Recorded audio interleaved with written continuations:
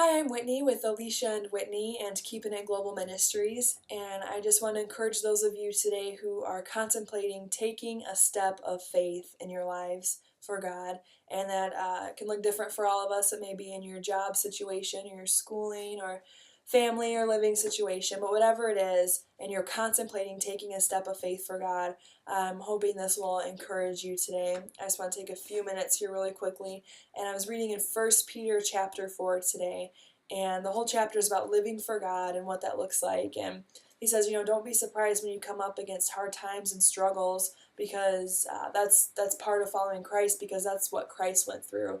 And if you look at the life of Christ, I mean, he had the most fruitful life and ministry that anybody could have. He walked out every plan and purpose that God had for him, and he completely fulfilled his destiny to the fullest. And yet he still faced hard times and he still suffered. And so, as Christ followers, we can expect to come up against some hard times and suffering too. But what really stuck out to me was verse 3, where it says, "For you have spent enough time in your past." And that's a word for somebody today. You have spent enough time in your past. And we've wasted enough money and time and effort and energy, and we've been through enough relationships, we've been through enough jobs, um, and we've wasted enough years, and we've spent enough time in our past. And so I just want to encourage you today.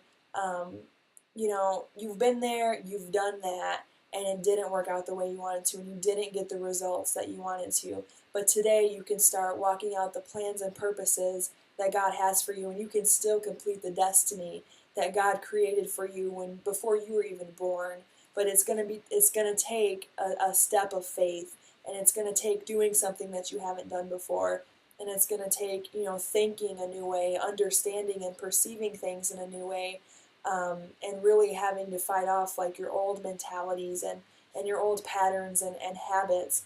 But once you take that step of faith, you can really begin to start walking out the plans and the purposes that God has for you. And in Jeremiah 29:11, he says, "For I know the plans I have for you, and they're plans to prosper you, not to harm you, and plans to give you a future and a hope." And so I hope this encouraged somebody today, that you've spent enough time in your past, you've been there, you've done that, and it's time to really just break the cycle of the old life and really step into the new life and begin to walk in the plans and the purposes and begin to walk out those dreams and desires that God has put in your heart.